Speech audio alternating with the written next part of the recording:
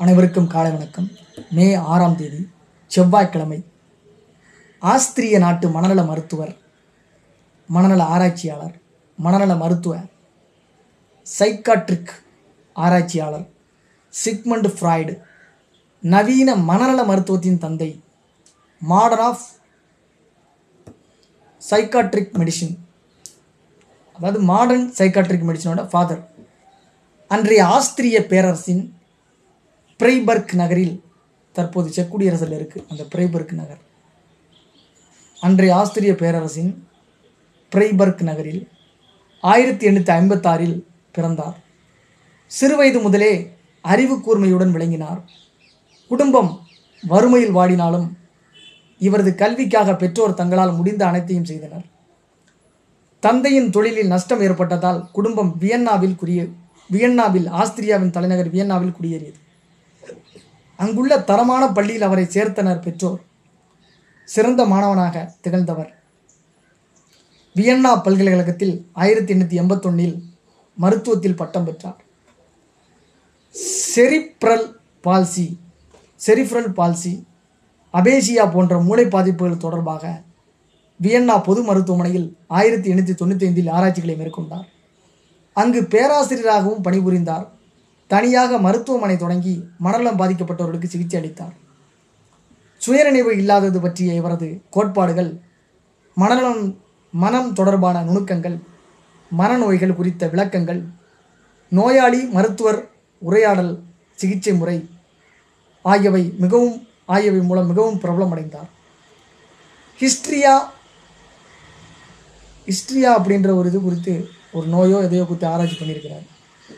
அதன் வெளிப்பாடுகள், ஹிஸ்ட்ரியாவோட வெளிப்பாடுகள் ஆழ்மன தொடர்புகளை கண்டறிந்து அவற்றை வகைப்படுத்துதல், அதை பற்றியெல்லாம் ஆராய்ச்சி பண்ணுறாரு. கனவுகள் குறித்து ஆராய்ச்சி மேற்கொள்கிறார். உணர்வுகளை கனவுகள் மிகைப்படுத்தி காட்டுகின்றன. கனவுகள் ஒழுங்கற்றவை, உள்மன ஆசைகளின் வெளிப்பாடே கனவு என்பார். தன் ஆராய்ச்சிகளின் அடிப்படையிலும் தனது சிகிச்சை முறைகள் குறித்தும் ஏராளமான கட்டுரைகளை எழுதியிருக்கிறார். பல புத்தகங்களையும் சும்மா இருக்க மாட்டாமல் எழுதியிருக்கிறார். உளவியல் என்பது மனம் குறித்த திட்டவட்டமான வரையறை அல்ல, அது தொடர்ந்து மாறுவது என்பார். அதை உயிரோட்டமுள்ள உளவியல், டைனமிக் சைக்காலஜி என்ற பெயரில் முன்வைத்தார். இது அவரது முக்கிய கண்டுபிடிப்பாக கருதப்படுகிறது.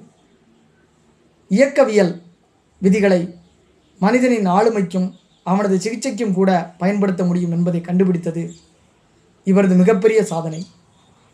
மனநல மருத்துவத்துறையில் இது ஒரு மைல்கல் கண்டுபிடிப்பாகும். மனிதனின் குண இயல்புகளில் ஏற்படும் மாற்றங்களை விளக்கி கூறவும் இந்த இயல்பு பயன்படுகிறது. இயக்கவியல் விதிகளை மனிதனின் ஆளுமைக்கும் அவனது சிகிச்சைக்கும் கூட பயன்படுத்த முடியும் அப்படின்னு சொல்கிறாரு.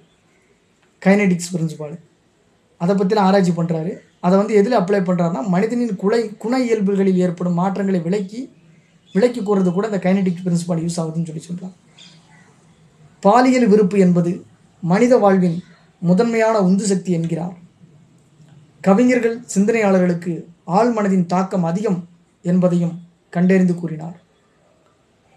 உணர்வால் உந்தப்படும் இயல்பு முனைப்பால், இது முக்கியமான வார்த்தையை பாருங்கள். கவிஞர்கள் சிந்தனையாளருக்கு ஆழ்மனதின் தாக்கம், சப்கான்சியஸ் எஃபெக்ட் அதிகமாக இருக்குன்னு சொல்கிறார். உணர்வால் உந்தப்படும் இயல்பு முனைப்பால் உந்தப்படும்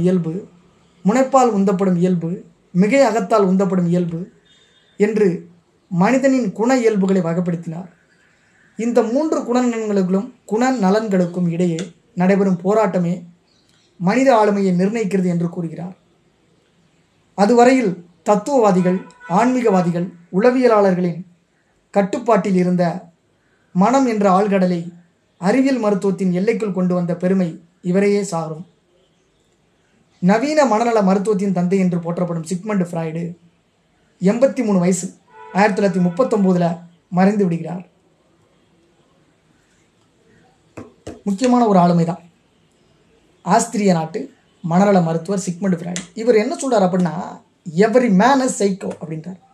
ஒவ்வொரு மனிதனுமே ஒரு மனத்தத்துவவாதி அப்படின்றார். என்ன அப்படின்னா, நம்ம பல பேரை சைக்கோன்னு திட்டிட்டு திருவோம். ஆனால் எவரி மேன் இஸ் சைக்கோ அப்படின்னு சொல்லி இவர் சொல்கிறார். அதான் அறிவியல் பூர்வமாக உண்மை. அதாவது மனநல மருத்துவ அடிப்படையில் அது உண்மை. நன்றி, வணக்கம்.